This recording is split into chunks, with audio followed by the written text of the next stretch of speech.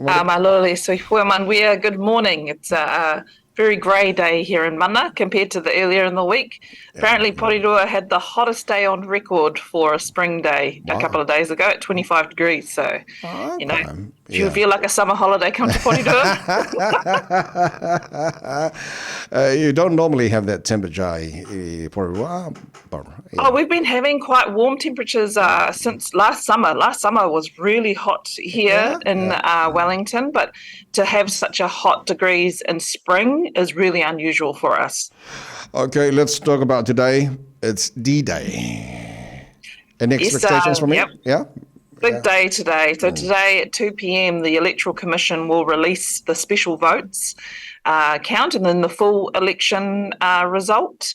It is quite a big day in the respect that, well, it's a bigger day for, I'd say, national, Yeah. because for them it will determine how many seats they need to, or how many portfolios or Yeah. concessions they need to give to New Zealand first. But we also have a number of very close races and seats. So, for example, Te Atatu Yeah. in Auckland, it is the seventh highest Pacific population out of the electorates in the country. The national candidate there, Angie Nicholas, Yeah. she is just ahead by 30 votes to Phil Twyford. Right. So, people will know Angie is a Cook Islander. And so having such a high Pacific population will be interesting to see how that particular electorate swings. Okay, from the Labour Party, what's your expectations, Barbara? So given the history, what's seen over the last few elections is that special votes tend to go towards the left, so go towards Labour, Greens, Te Pāti Māori. And for example, the last couple of elections, National lost a couple of seats and Labour and the Greens picked up some. Labour actually picked up 2 in 2022 seats. So that's the sort of the tendency with special votes. However, this election was quite different. It did really swing quite hard to the right. Yeah. There's about 1/5, there's about 500,000 special votes. Yeah. About 20% of them are from those cast overseas, so around 80,000 are cast overseas. So there's some commentators are saying, well, maybe those overseas people are annoyed with the Labour government because they closed the borders and they couldn't get home. Not too sure.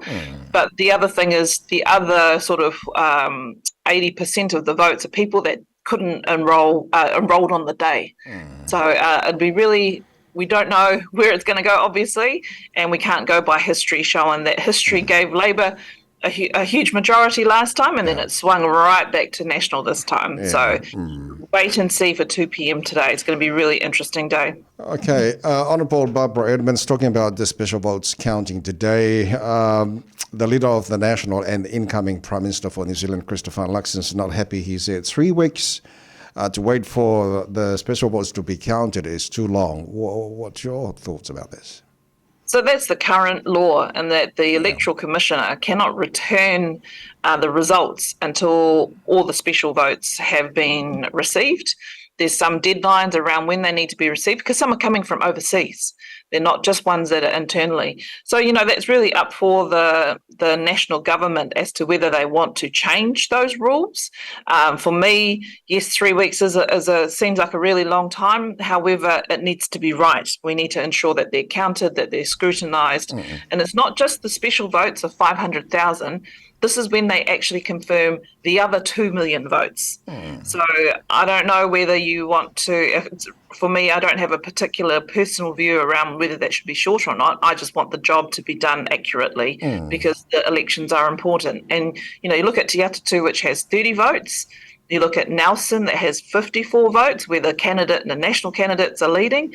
We want to make sure every one of our votes are counted accurately as well. And we don't want there to be a lot of pressure on those that are having to do it. They need to do it quickly, but it needs to be right.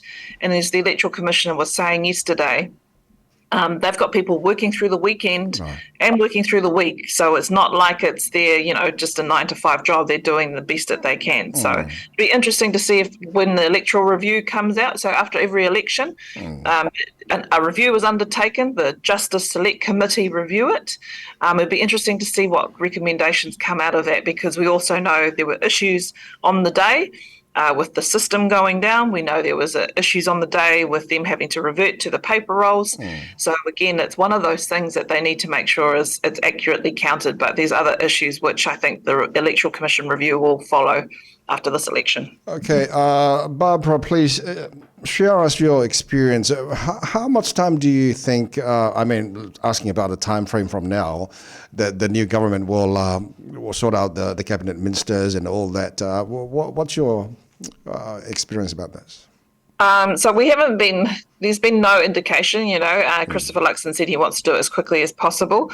Probably the only key indicator that we've received sort of over the last sort of 48 hours is that the Pacific Island Forum meets on Monday.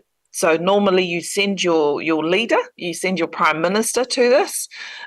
So what's happened is that Christopher Luxon has approved Jerry Brownlee, who's currently the National Party Foreign Affairs Minister, spokesperson, as well as Carmel Sepuloni, so who's our Labour Deputy Prime Minister in the Caretaker Government. They're both going over. That's on Monday. So for me, it points to that they won't have their government formed by Monday.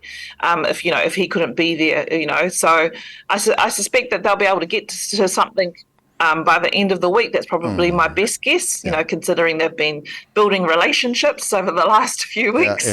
But we really don't know. And that's why the special votes today are really important, because we need to know how much does the National Party need to depend on New Zealand First. Also, there's possibly overhang seats.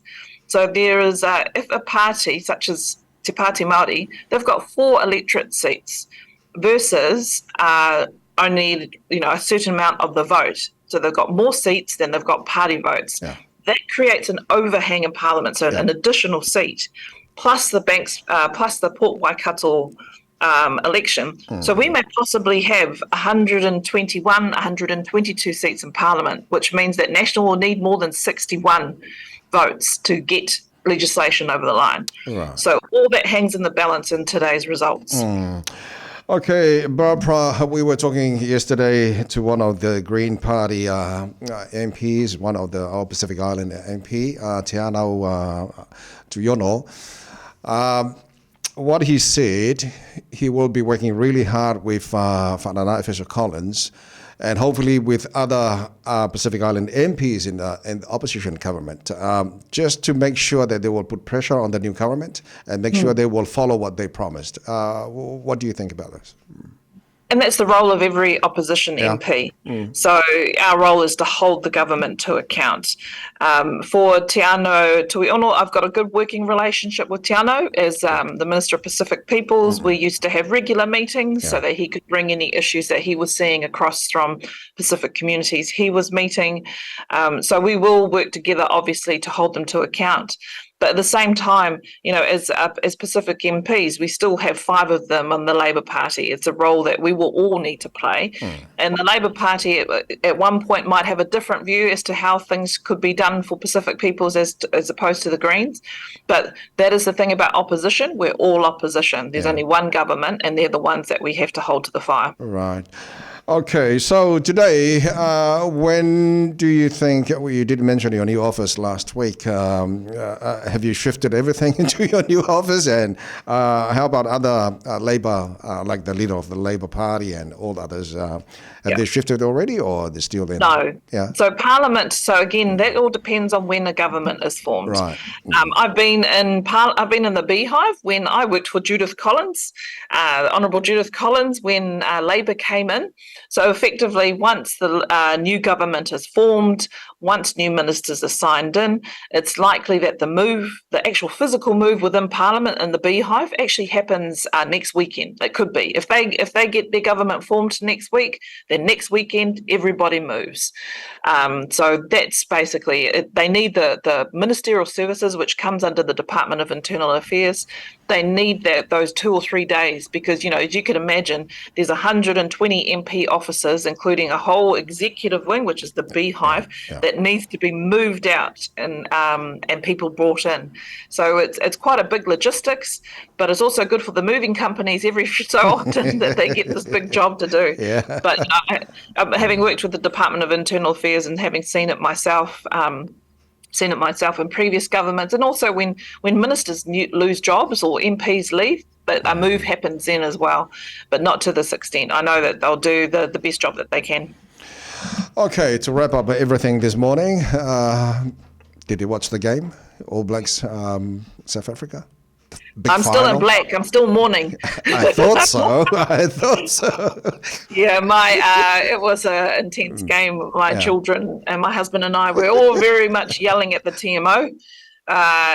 Wayne Barnes did what he could, but it just it was really disappointing. I think. I was gutted for the All Blacks. They did as best as they could. Yeah. South Africa obviously deserved to win because they withheld the pressure. But I think the really difficult aspect for us was the interference by the TMO. There was on one end they can interfere to check a referee's questions, but the other end they can't.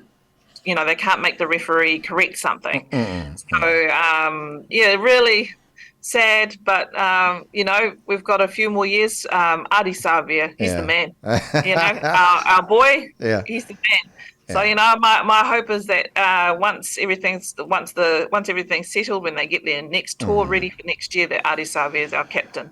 You heard it here first. He's going to be our captain. He must be from Wellington, huh? Yeah, Rongotai College old boy. But you need to get him on the show before he becomes too hard to get on the show. And the beauty of it, the son of Samoa is the player of the year. I mean, world player of the year, and world player of the year, and Mark. Wow. Yeah, coming through as the breakthrough player, but we got good blood. Yes. Okay, Honourable Barbara Edmonds, Whawhati Tele Lava, Multimili Neitahau, thank you so much for your time. Well, look after yourself and have a safe weekend. Whawhati Tele Lava, Mole Awanoa. Looking forward to having a chat about next week about the results that come out. Okay. Le whianga te wantai Minster, Honourable Barbara Edmonds, nei whaitahau whautu tō mora wiri Samoa Swarima I Watolu Amo.